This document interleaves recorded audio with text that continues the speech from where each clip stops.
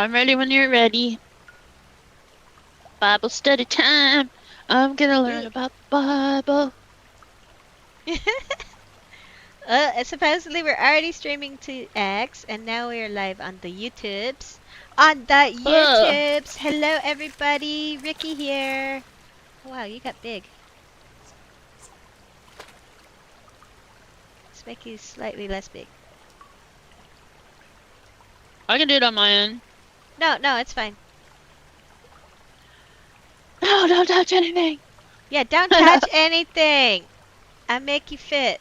Now you fit. It's fine. That's Everything's funny. good now, I think. Only thing I don't know is I noticed when we last live streamed to YouTube that our live chat was disabled, so nobody could interact with us anyway, which made me kind of sad. Oh wow. Yeah, I I didn't don't know know how to that. fix that. Did we really?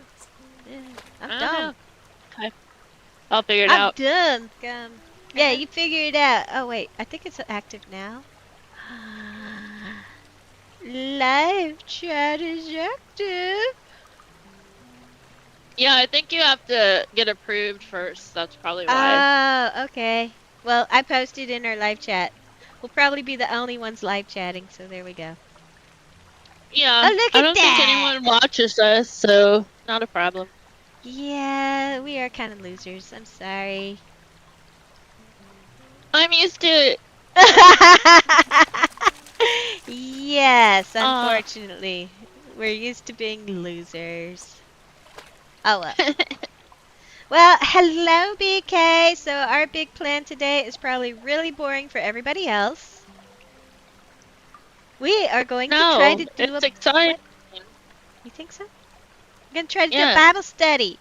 We're going to start with Genesis chapter 2. We did Genesis chapter 1 together offline, which y'all missed out on. Sorry. It was a lot. It made our brains hurt. Yes. I don't know what that says about us.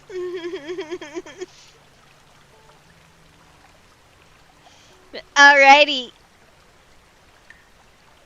So we're going to start with Genesis chapter 2. We're doing the NIV Bible. I got a study Bible that's supposed to tell us all of the cultural and historical context that this stuff's been written in, and even compare, so far it's been comparing all the Near Eastern religions, including like the Babylonian, Mesopotamian stuff, and Egypt.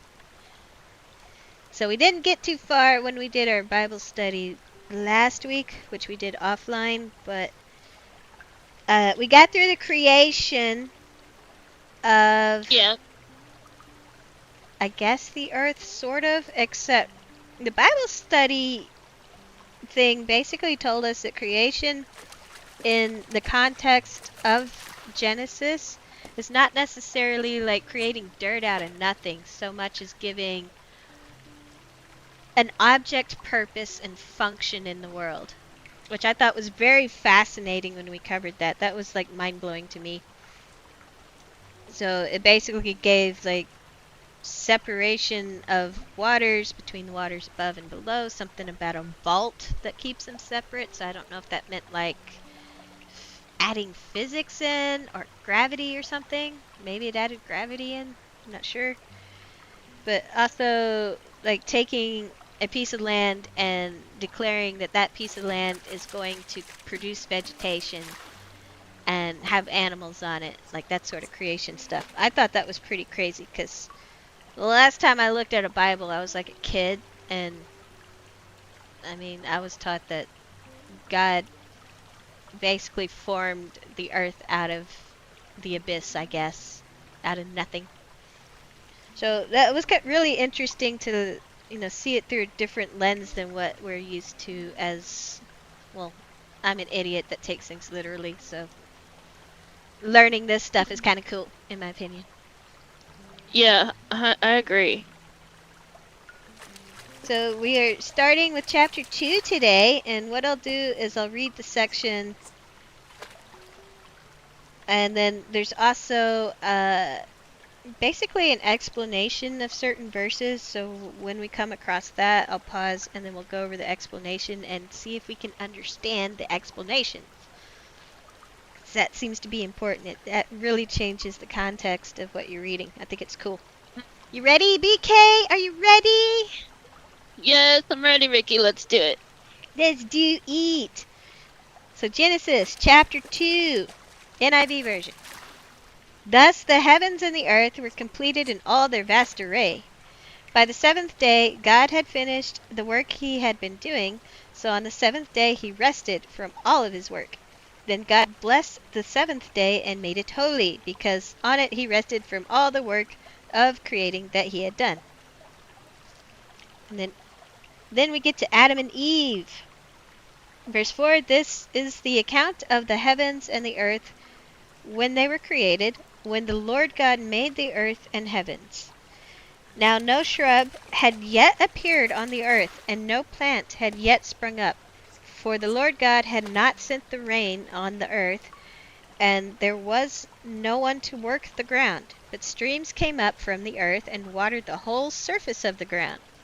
Then the Lord God formed a man from the dust of the ground, and breathed into his nostrils the breath of life, and the man became a living being.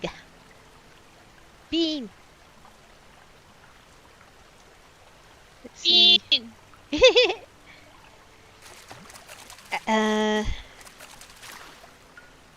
Now I gotta figure out which part's the verse. There we go.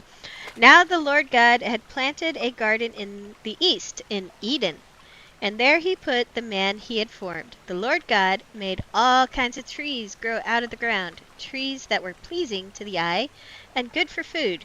In the middle of the garden were the tree of life and the tree of knowledge of good and evil. And then we have an explanation section. Yay! So regarding verse 5, when they covered no plant, the description of an inchoate, Inchoate, I don't know how to say that, I'm dumb, condition on the earth is paralleled in part by descriptions of a primeval condition in some ancient Near Eastern texts. Unlike Genesis, these texts considered the primeval condition of humans to be primitive and uncivilized. Like ancient Near East, however, Genesis begins with a time when no irrigation or planting strategies were being carried out by people. In the ancient Near East, this resulted with no offerings for the gods. In Genesis, God plants the garden and puts people in it. The similarities show the common idea that creation accounts proceed from an unordered, non-functional beginning through an ordering process. It does not mean that God had not yet produced any plants. And then to explain formed man from the dust, the creation of humans from dust is similar to what is found in ancient Near Eastern mythology. In Mesopotamia, physical elements from the gods such as blood and flesh are mixed with clay, while in Egypt it is tears or breath. Genesis, by contrast, represents the divine element in human beings as seen in the image of God and the breath of life, closer to the Egyptian mythology than Mesopotamian thinking. In the rest of the ancient Near East, the creation of people focuses on archetypal and often corporate elements. And later in Genesis, earlier in Genesis, chapter 1, verses 26 and 27 could be viewed as corporate and generic rather than individual. Do I need to go back over that? 26, Um, 27. yes. So 26 is making the land produce living creatures. So like fish, land animals, birds. No, that's 24. Okay. Wow, I can't read, I'm sorry. So mankind, and then let us make mankind in our image, so that he may rule over the fish in the sea, birds. So that's when he made mankind as rulers and then created mankind in his own image. So that was a corporate element.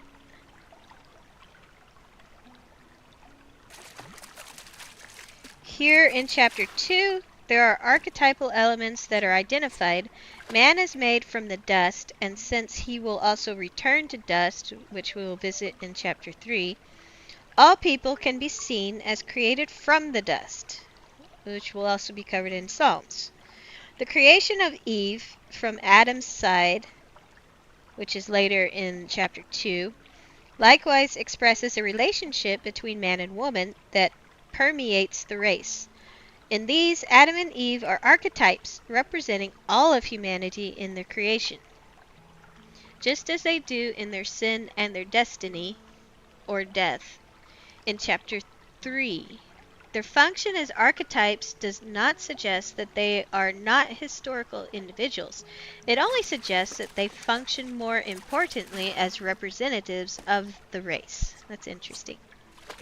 And then to explain a garden in Eden, verse 10 indicates that we should understand the garden as adjoining Eden because the water flows from Eden and waters the garden. The garden adjoins God's residence in the same way that a garden of the palace adjoins the palace. Eden is the source of the waters and the residence of God. Oh, I thought Eden was the garden. The text describes a situation that is well known in the ancient world, a sacred spot featuring a spring with an adjoining well-watered park. The word garden here should not make us think of vegetables or even necessarily flowers. Public gardens or a country garden convey the idea more accurately as indicating a park with careful landscaping, pools, watercourses, and paths winding among fruit trees and shade trees. Such arboretums, I can't say this word, arboretums. I am so sorry anybody who has to suffer with me. So, basically, landscapes, sometimes even containing animals of various sorts, were a common feature of palace complexes in the ancient world. So, big nature preserve. Right. Like big fancy giant landscaping job. At least that's how I'm taking it. Same. Okay, and to explain the tree of life. In Proverbs, the tree of life offers an extension of life which suggests rejuvenating qualities. In the Gilgamesh epic, there is a rejuvenating plant that grows at the bottom of the cosmic river. Ooh, that's interesting. What? Yeah, because What? yeah, this is touching on that spring from from Eden that goes into the garden. So Okay. a rejuvenating plant that grows at the bottom of the cosmic river. In the story of Adapa, the hero is offered food by the god Anu that is eventually identified as food of life and water of life. He refuses to partake, having been told it was food of death. Thus, humankind is prevented from joining the gods in immortality. In Egyptian literature, Amun-Ra is the god who created the tree of life, but no further information is given. The tree of knowledge and good and evil is explained as nothing is known of this tree from any of the traditions in the ancient Near East. In the Gilgamesh epic, the primitive Enkidu becomes wise, as in he starts to possess reason, not by eating the fruit of a tree, but by engaging in sexual intercourse with a prostitute who is sent to entice him and capture Wait, him. what? Okay. Go get laid to get smarter. Oh my gosh. All right, Mr. Enkidu. Or Enkidu. I am so sorry, mister. I didn't mean to mispronounce ED. your name. Enkidu. So here's also I don't know, what would you call it? Like supplemental information regarding Genesis 2 verse 2. I guess this is about the day of rest. So this says the concept of a divine rest is prominent in ancient Near Eastern literature. Deities' rest is achieved in a temple, generally as a result of order having been established. The rest, while it represents disengagement from any process of establishing order, whether through conflict or with other deities or not, is more importantly an expression of engagement, as the deity takes his place at the helm to maintain an ordered, secure, and stable cosmos. The following aspects of divine rest can be found in literature of the ancient Near East. Point 1. The, the divine rest can be disturbed by rebellion. Point 2. The divine rest is achieved after conflict. Point 3. The divine rest is achieved after order-bringing acts of creation. Point 4. The divine rest is achieved in the temple. Point 5. The divine rest is achieved in part by creating people to work in their place and on their behalf. Thanks. Point 6. The divine rest is characterized by ongoing control and stability. Only point 3 is transparent in Genesis, which is the divine rest is achieved after order bringing acts of creation. Though points 4 and 6, which are divine rest in the temple and having people work, can also be defended. Given the connection between temple and rest in the ancient Near East, it becomes natural to see the biblical creation of the cosmos as being configured in temple building and dedication terms. The 7-day creation account culminating in divine rest should be understood as somehow parallel to the building of temples for divine rest. This course of analogy and logic results in the understanding that Genesis 1 is framed in terms of creation of a cosmic temple in which Yahweh takes up his repose. The 7 days are comparable to 7-day temple dedications at the end which the deity takes up his rest in the temple. The temple on earth was considered only a type of the larger archetypal cosmic temple. And there are many images and symbols that evoke the relationship between temple and cosmos. The temple is considered the center of the cosmos and is itself a microcosmos.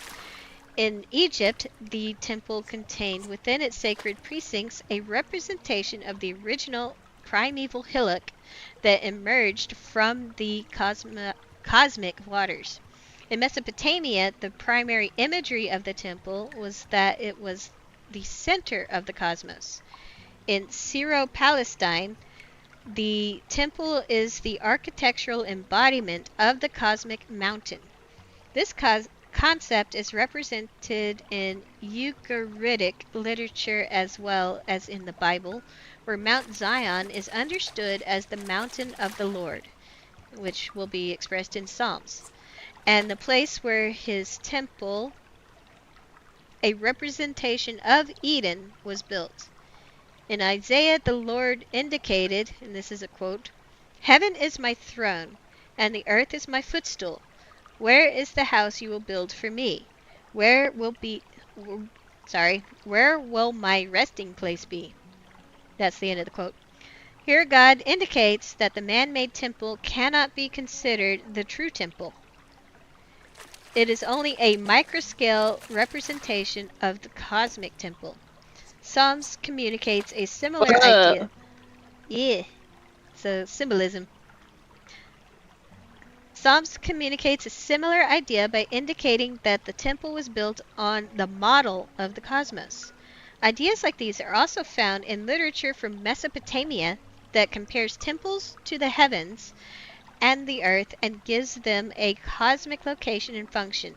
It is evident, then, that Israel and her neighbors viewed the cosmos in temple terms and viewed the temple as a model of the cosmos or the cosmic temple. If the cosmos is being ordered as a sacred space, then it is possible that a cosmological text could adopt the language of temple building and temple dedication. In a temple construction project, the structure would be built and the furniture and trappings would be made in preparation for the moment when all was ready for the dedication of the temple. On this occasion, often a 7-day celebration, the functions of the temple were declared. The furniture and hangings were put in place, the priests installed, and the appropriate sacrifices made to initiate the temple's operation. Somewhere in the process, the image of the deity was brought into the temple to take up his repose. On the basis of all of this, Genesis 1 can be reviewed as doing the metaphor of temple dedication as it portrays God's creation, such as making functional and operational elements, of his cosmos, which is his temple. The main connection, however, is the rest motif, for the rest is the principal function of a temple, and a temple is always where a deity finds rest. Interesting. I find it really interesting that all this stuff overlaps with the other cultures. Yeah. You ready for us to move on back to the verses? Yeah. Okay. So, we're going now to chapter 2, verse 10. A river watering the garden flowed from Eden. From there it was separated into 4 headwaters. The name of the first is the Pishon. It winds through the entire land of Havilah, and hopefully I'm not butchering these, where there is gold. The gold of that land is good. Aromatic resin and onyx are also there. The name of the second river is Gihon. It winds through the entire land of Cush. The name of the third river is the Tigris. It runs along the east side of Ashur, and the fourth river is the Euphrates. The Lord God took the man and put him in the Garden of Eden to work and take care of it. And the Lord God commanded the man, here we're quoting, "You are free to eat from any tree in the garden, but you must not eat from the tree of the knowledge of good and evil. For when you eat from it, you will certainly die." End quote. Oh, there's more quotes coming. The Lord God said, "It is not good for the man to be alone. I will make a helper suitable for him." Now the Lord God had formed out of the ground all the wild animals and all the birds in the sky. He brought them to the man to see what. They came out of the ground? Apparently, just like Adam. So everything was formed from the ground. I can see the clay overlap with the Mesopotamian stuff. Yeah. So he brought them to the man to see what he would name them. And whatever the man called each living creature, that was its name. So the man gave names to all the livestock, the birds in the sky, and all the wild animals. But for Adam, no suitable helper was found. So the Lord God caused the man to fall into a deep sleep. And while he was sleeping, he took one of the man's ribs, and then closed up the place with flesh. Okay. Ew. Yeah, this sounds like surgery. Yeah, it has to be. It's still like the wording. Yeah. It's kind of. Give me heebie-jeebie. Well, it almost it kind of reminds me like when you get a replacement surgery, like if you're a burn victim, you cover the wound with fish skin and stuff. I'm wondering, is that what they mean by flesh? Is put on a patch and be like, okay, your surgical wound's covered. I don't know. It sounds a lot like surgery, though. Deep sleep, it does. And while he was sleeping, he took a man's rib, closed up the place with flesh. Then the Lord God made a woman from the rib he had taken out of the man, and he brought her to the man. Then he said, "This is now bone of my bones and flesh of my flesh. She shall be called woman, for she was taken out of man." This is why man leaves his father and mother and is united to his wife, and they become one flesh. Really. Adam and his wife both were naked, and they felt no shame. So that's the end of chapter 2. There's probably notes on that part.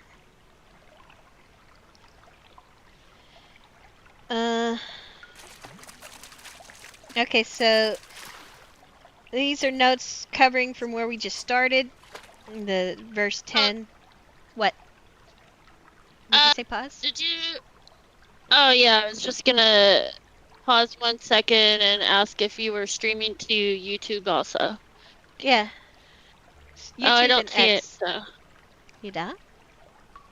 Go look! no. Oh, there it Post. is. Okay, I see it. Never mind. Sorry for interruption. Okay. You are disruptive in this Bible class. I admonish thee. You are Oh admonished. no, I'm admonished. No. Yeah, like anybody's watching me admonish you anyway. So we're gonna explain what all is going on in the rest of chapter 2, starting from the river watering the gardens flowing from Eden. So most scholars would place Eden in or near the northern end of the Persian Gulf, based on the locations of the Tigris and Euphrates River. The distinction in the east from verse 8 merely indicates Mesopotamia and is typical of primordial narratives. The flow of the rivers and the uncertainty of the location of the Pishon and Gihon has caused some to look near the source of the Tigris and the Euphrates, and some scholars have identified two other major rivers in the area that might qualify. In such a mountainous region, the garden would be in an elevated valley. Ooh, that sounds cool. Though for some, the imagery of a well-watered garden where humans do no work and life springs up without cultivation is more suited to the marshy areas around the Persian Gulf. To explain the four headwaters, Genesis uses a familiar picture of fertile waters flowing from the seat of deity. In Egyptian depictions, 2 or 4 rivers flow out of the mouth of Nun, who represents the cosmic abyss. An ivory inlaid plaque from Assyria shows a central divine figure with 4 rivers flowing from him in 4 directions. He is flanked by the 2 trees, and standing next to each tree is a winged guardian. It should also be noted that the idea of rivers flowing from the holy place is found not only in chapter 2 of Genesis, which portrays Eden as the most holy place, but also in Ezekiel's temple in the book of Ezekiel. The picture is of a mighty spring that gushes out from Eden and is channeled through the garden for irrigation purposes. All of these channels then serve as headwaters for the 4 rivers that flow out in various directions as the waters exit the garden. Now explaining Pishon and Gihon, attempts to identify these 2 rivers include canals, other rivers of Mesopotamia such as the Balik, Diyala, Zab, etc. Other rivers outside of Mesopotamia. Wait, am I reading that? Yeah. Other rivers outside of Mesopotamia, e.g., in other words, like the Nile, Indus, and Ganges. Did I say that right? I hope. Sorry if I didn't. Or larger bodies such as the Persian Gulf or the Red Sea. Recent investigations have attempted to identify the Pishon as a major river that dried up in antiquity. The possibility emerges from the analysis of sand patterns and satellite photography, which have revealed an old riverbed running northeast through Saudi Arabia from the Hijaz Mountains near Medina, which contains one of the richest gold mines in the region, to the Persian Gulf in Kuwait, near the mouth of the Tigris and the Euphrates rivers. As mentioned in note on, I don't know where this is. I think we read it. Yeah, it's mentioned in the other explanation. Now I lost what I was reading, I'm sorry. Others have identified the Pishon and Gihon as rivers in the area of Urartu, and I'm probably saying that wrong, A final suggestion is that the Pishon and Gihon refer to the encircling cosmic waters. None of these options may be adopted without any confidence, though some are more plausible than others. And to explain the phrase to work and take care of it. In the rest of the ancient world, it was believed that humans had been created to serve the needs of the gods. The gods had grown tired of the drudgery of providing for themselves. In Genesis, people also serve God, but not by meeting his needs. When people are assigned their function here, priestly terms are used in contrast to the royal functions given in the chapter 1, where they talked about man ruling over the world. In the rest of the ancient Near East, caring for the needs of the gods was also a priestly function. In the Old Testament, the priestly function involved maintaining the status of sacred space and providing for the proper worship and obedience to God's requirements. Now we're explaining the names, where Adam was supposed to give names to all the animals. Names were not given randomly in the ancient world. A name may identify the essential nature of the creature, so that giving a name may be an act of assigning the function that creature will have. In Mesopotamia, the assigning of function is referred to as the decreeing of destiny. Fancy. Decreeing Yeah. destiny. Yeah, this is pretty epic sounding. Decreeing destiny by giving a name is an act of authority. In the ancient world, when a king conquered another country, the king he put on the throne was given a new name. In other cases, the giving of a name is an act of discernment in which the name is determined by the circumstances. In either case, Adam's naming of the animals is his first step in subduing and ruling. He is fulfilling the role he had by virtue of being in God's image, but it also leads him to realize that among the animals there's no social equal to share his function and place. Well, that's interesting too. Yes. So now we're going to explain the rib. In Genesis, the woman was built from Oh. the side, the Hebrew word selah, of the man. The Hebrew word is usually architectural and is used anatomically only here in the Old Testament.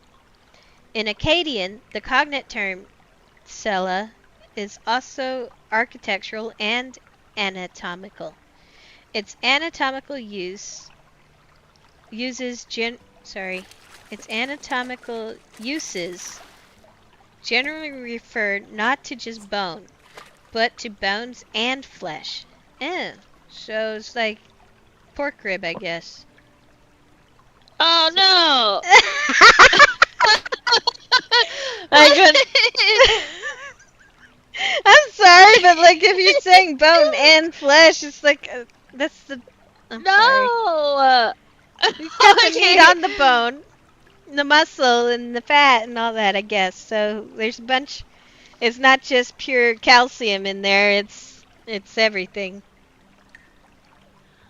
Uh, I'm sorry. I didn't mean to like. Yeah. I'm a That very was literal that was person, and that's my problem. I can't help it. it's fun. I like it. I'm sure like this is very not PC to just think that way, but I can't help it.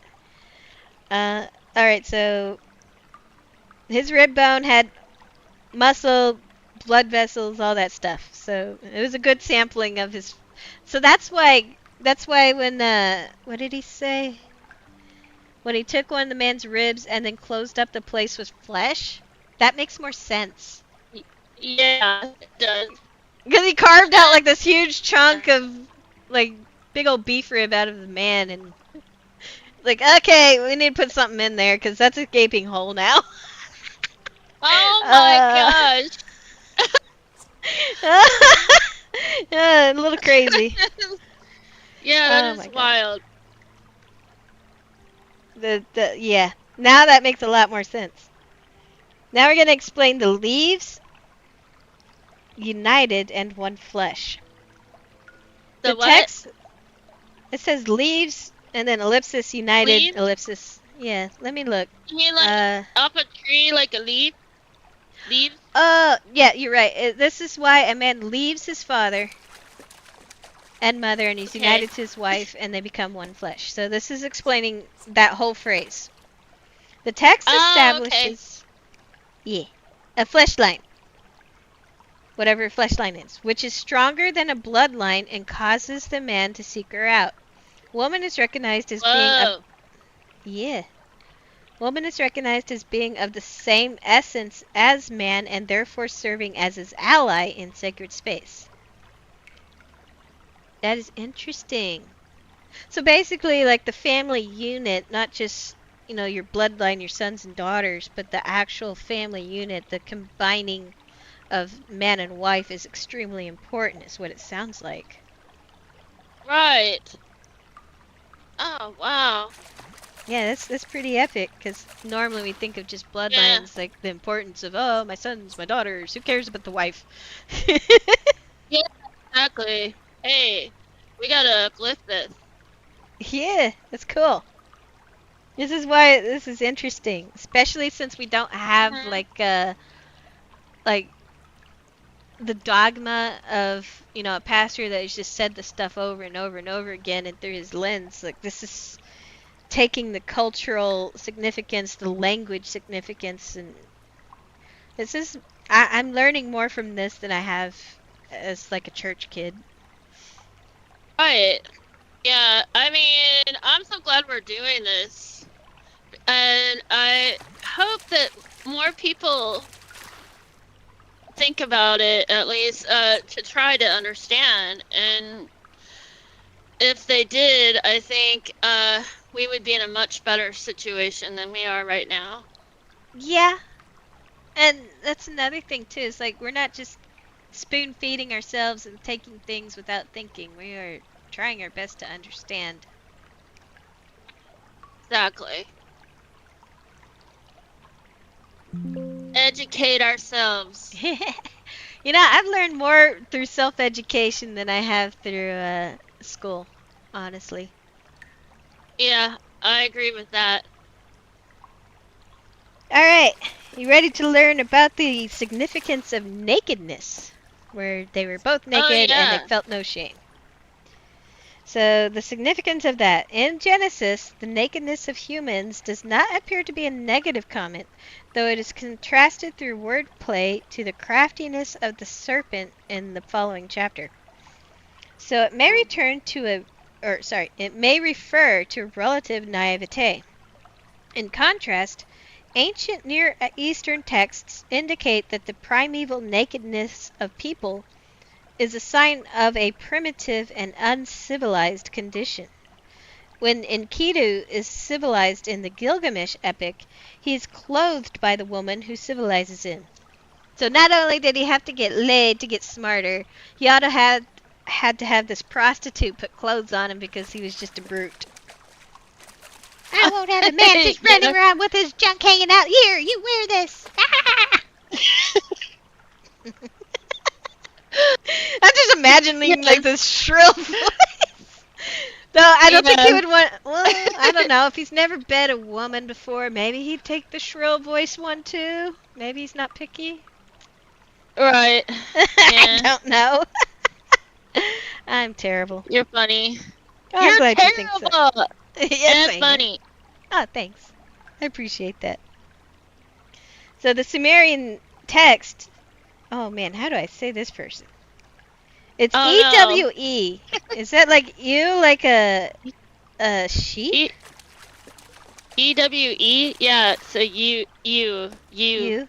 Okay. Eh, The Sumerian I text think. "You and Wheat" opens with a description of primeval humans who are clearly primitive, and the text apparently considers that a negative. In this way, there are similarities in how Genesis and the Mesopotamian texts describe early humankind, but there is a contrasting assessment of how their condition should be interpreted. So, one is innocence and the other is like, you're a freaking caveman. Got it. Alright, so now we get to cover chapter 3 if you want, or we can move on. Let's do it. You want chapter 3? I think we're getting through this faster than the first one, because the first one we had to establish the Yeah. similarities and surrounding regions. Okay, so Yeah, chapter this 3. is actually really good. It's interesting. I'm liking this. Yeah, I'm finding it interesting too, especially the freaky beef rib that was taken out of poor Adam. Bet that hurt. You think it was like out Yeah. cold for a month? Like, oh, this is gonna hurt a while. Definitely. Yeah. It definitely sounds like surgery, and like major surgery. Alright, chapter 3. This is titled The Fall. Now the serpent was Oh, here we go. Yeah. Unfortunately, I really like snakes, but I know snakes are not necessarily the devil, so. Yes, I love snakes too. It's fine. The serpent was more crafty than any of the wild animals the Lord God had made. He said to the woman, "Did God really say you must not eat from any tree in the garden?" The woman said to the serpent, "We may eat fruit from the trees in the garden, but God did say, 'You must not eat the fruit from the tree that is in the middle of the garden, and you must not touch it, or you will die.'" And then the serpent, "You will not certainly die," the serpent said to the woman. "For God knows that when you eat from it, your eyes will be opened, and you will be like God, knowing good and evil." Whoa. Interesting. Yeah. Then there is an explanation about being like God, which I'll cover because I have to turn the page after this. So being like God, the serpent is claiming, one can imagine a variety of ways in which people might desire or strive to be like God. Some commendable, others inappropriately ambitious or subversive.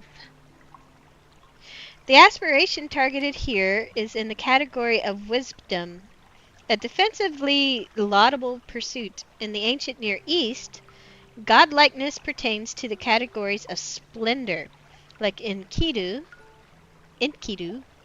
became handsome like a god, or immortality, Gilgamesh and Adapa, where they sought immortality.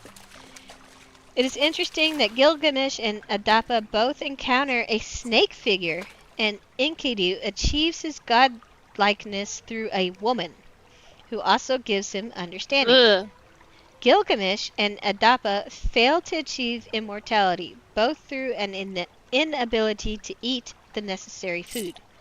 These examples show that in the ancient world it was common for people to meditate on ways which people succeeded and failed in becoming like deity. At the same time, the differences are significant. In Genesis, disobedience figures prominently, and I'm probably reading this wrong. In Genesis, disobedience figures prominently, and the category of godlikeness is distinct. Furthermore, the consequences of an attempt differ. Adam and Eve do achieve a level of godlikeness, like Enkidu, but with significant negative repercussions. At the same time, they lose their access to immortality, like Gilgamesh and Adapa, and also suffer in their lost relationship with God, which is not an issue in the comparison between the Bible and the ancient Near East. Wait. I'm sorry, it's getting kind of dim. It's cloudy.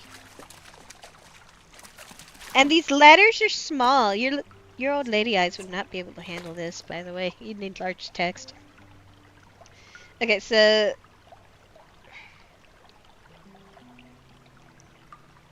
at the same time, they lose their access to immortality. Who's she talking to? You, old lady eyes. No, I do not have old lady eyes. You Nobody talk about listened to that squinting all the comment. time. She's lying. Nothing is like this is ever happening. No, deny. You Okay, know, go it's ahead. common for people to wear glasses regardless of age. I mean, I had to have glasses since I was 14. No, I have perfect eyesight. What are you talking about? No. Okay, Right, go ahead. right, right, right. That's probably why you got your limbs chopped off in the movie. You had perfect eyesight and were able to dodge every swing. That's what you're talking about. I'm invincible. I'm invincible! I love that movie. Alright, so back to Adam and Eve do achieve a level of godlikeness. At the same time, they lose their access to immortality and also suffer in their loss of relationship with God, which is not an issue in any of the other stories. This is then an excellent example of how the comparison between the Bible and the ancient Near East shows a similar landscape, but with important variations in the essential nature of the issue. Ooh, and we have an explanation of the serpent. A nice little section that takes up half the page, by the way. So the serpent, in the Gilgamesh epic, after Gilgamesh acquires the magical plant that will rejuvenate him, it is stolen by a snake. In the story of Adapa, one of the guardians of Anu's palace, where Adapa is offered food, the food of life, is a serpent shaped or accompanied by horned serpents, and he is the guardian of the demons who live in the netherworld. In Egypt, the serpent was associated with both death and wisdom. That's fascinating. The Genesis account draws on both aspects in the wisdom dialogue between the serpent and Eve, and with the introduction of death after the expulsion from Eden. Many Egyptian gods, especially the primeval gods, were represented in serpent form. Wadjit, a lower Egyptian deity, was considered the protector of the pharaoh and is represented by the uraeus serpent on the crown. I hope I said that right. The earth god Geb had a serpent's head. The snake god Apophis was considered the enemy of order. In addition, the idea that animals in general, and serpents in particular, could communicate with humans is common in Egyptian literature. Serpents in Egypt are also connected with the cult wisdom. The uraeus is sometimes invoked as a magician. Because of the New Testament and the development of Christian theology, it is most common for people today to immediately think of Satan as the serpent, as in Genesis 3, but the Israelites never made that connection. We cannot recover what Adam and Eve would have thought about the serpent, but the ancient Near Eastern literature gives us an idea of some of the images that came to mind for the Israelites living in their time and culture. Foremost is the association of the serpent with life and death. Likewise, the serpent is wise, is connected with disorder, and can be the enemy of God. Perspectives that are meaningful in this context. Doing okay over there. Yes. You're so bouncy head.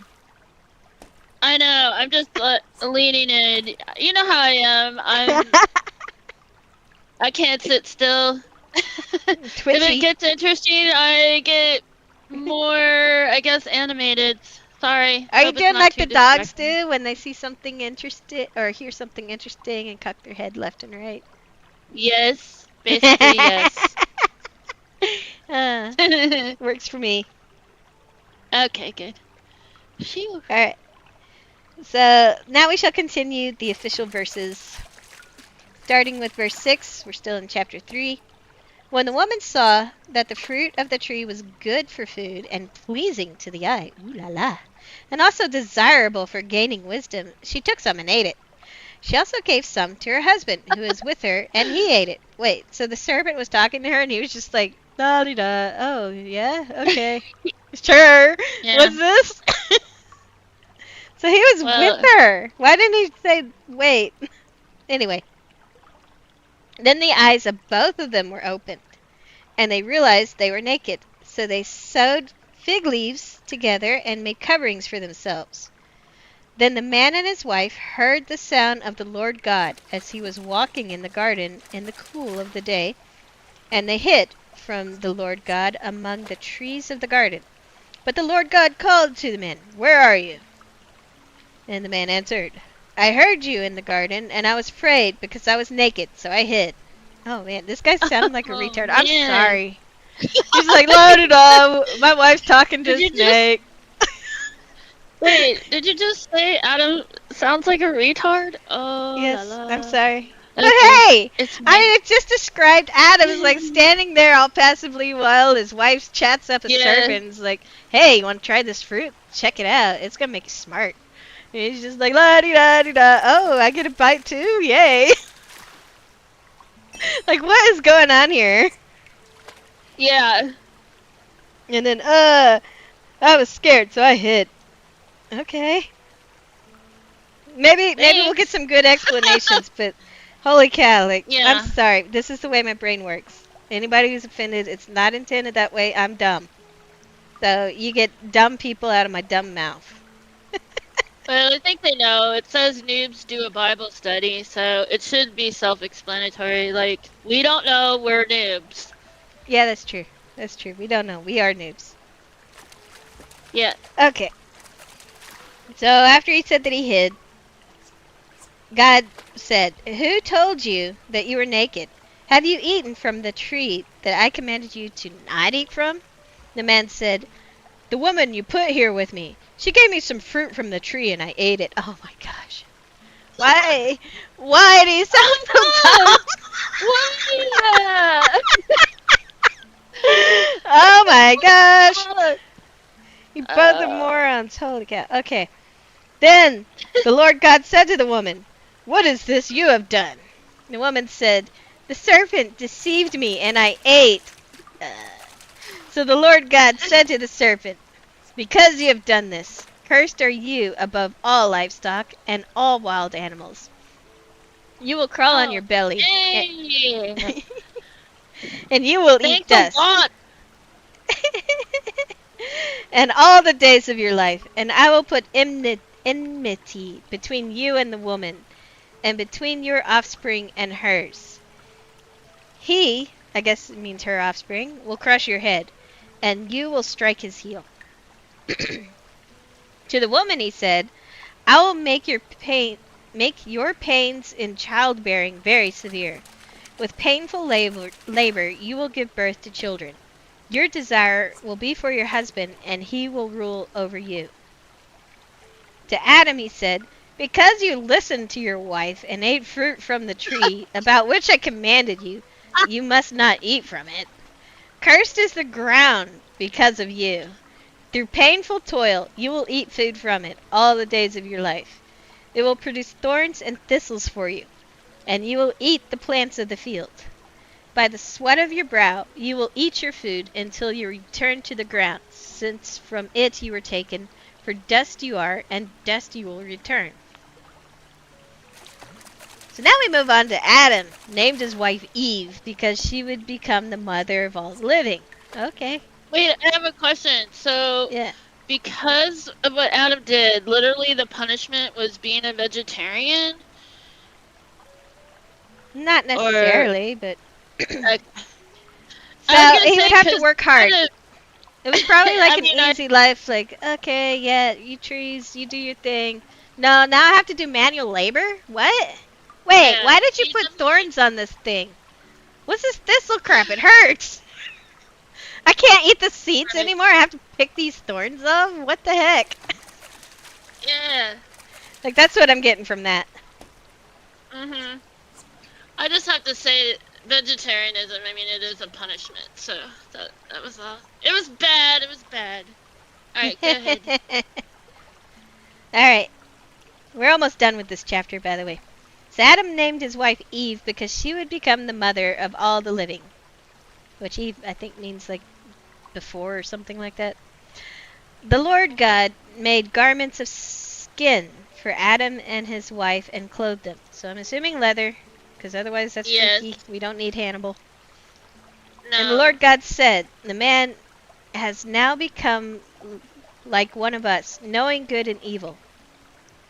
He must not be allowed to reach out his hand and take also from the tree a life, and eat and live forever. So the Lord God banished him from the Garden of Eden to work the ground from which he had been taken. After he drove the man out, he placed on the east side of the Garden of Eden cherubim and a flaming sword, flashing back and forth to guard the way to the tree of life. They put a big scary angel thing there with a flaming sword. Okay. So I guess we can cover the, man, I need to get a drink of water soon. Cover the verses and their meanings. So we covered the wisdom thing. Alright, so the next part that we can go over that has notes are when God cursed the serpent. Oh yeah, I want to hear this. So the Egyptian pyramid texts were designed to aid the pharaohs of the Old Kingdom on their journey to the afterlife. Among the over 700 utterances are several dozen spells and curses on snakes that may impede the king's progress. These utterances often contain phrases that are reminiscent of the curse on the serpent in chapter 3, such as crawling on your belly. This statement is paralleled by frequent spells in the Egyptian pyramid texts that call on snakes to lie down, fall down, get down, or crawl away. Another spell says that he should go with your face on the path.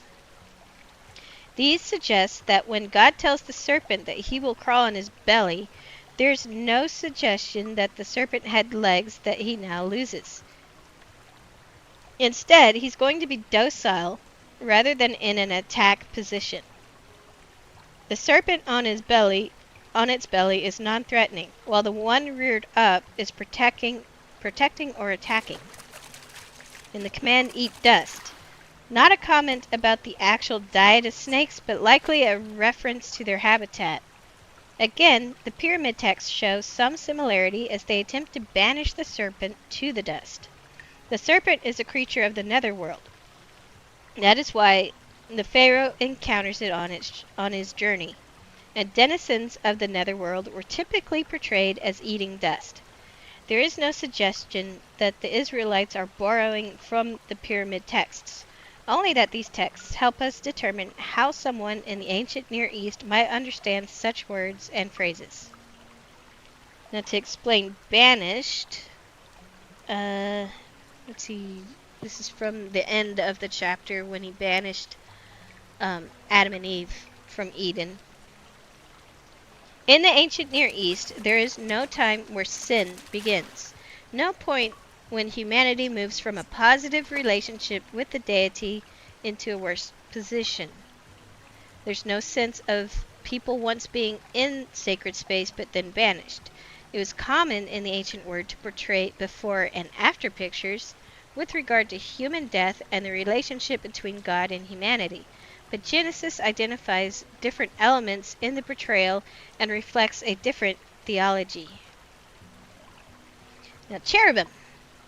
Cherubs are a class of supernatural creatures, generally functioning as guardians and typically portrayed in beast form rather than human form. Oh, how do you hold the sword? Oh, I thought they were babies with wings. That's No! amazing. No! They're not like the little... No. They're not little angel babies. They're scary. So they're beasts rather than humans. They can Okay. be four-footed or upright. What, are they like centaurs? In cases where it can be determined, they appear to be composite, as in having characteristics of various beasts the way griffins or sphinxes did in other literatures. Oh. Maybe it was a sphinx. So they are kind of like Interesting. Oh, chimera almost. That's crazy. yeah. And that is it Wow, for this just chapter gets 3. better and better. Yeah, this is pretty crazy. Like, I don't know if it's because I'm retarded, but definitely Oh, it's definitely discovered some that. things. Oh, thanks. I'm just kidding. Yeah. Same. I wouldn't have learned this in church. There's just no way. So this is Yeah. great. Well, the thing about the church setting, at least when I was a kid, because my mom was Christian and made me go to church even though I got bullied. Um, they just went over these verses and then were like, okay, on to the topic point that I really want to cover. Which, a lot of them were moral lessons, but like they didn't go into detail about this stuff. You just told God created the universe. Okay, Yeah. that's nice. Thanks for the pictures. It, You want to stop Yep. here? Because my throat's getting parched. I need to get a drink. That we could still do other things. But oh. reading is drying Okay. me out. Yeah, it sounds good. We can stop here and then what? Live stream game? Oh, yeah, Right. we could do that. Okay. Should I start a new stream then and just keep this one segmented since it was pretty focused? Yeah. Yeah. Okay. I think So- that's a good idea. Pausing for now. Be back after a break. Alright, sounds good. I can't wait till the next Bible study because it was just getting going for me. It's Yeah. very interesting. Well, next one will be chapter 4, and it is about Cain and Abel. So we get to watch murder happen. Oh, I love it. Okay, I can't wait. We gonna do that. I love it. Murder stories. Yeah, that sounded horrible. That's not what I meant. When do you want to do it? You want to do it Monday? Or Yeah, whenever. all right, let's Depending do it on, like- Monday. Well, if life lets us, right? Yes, if life lets us, let's do it Monday. We'll put it that way. Awesome. Thank All right. you. Signing off on this Bible study stream, and then we'll be back in a few. All right. Bye.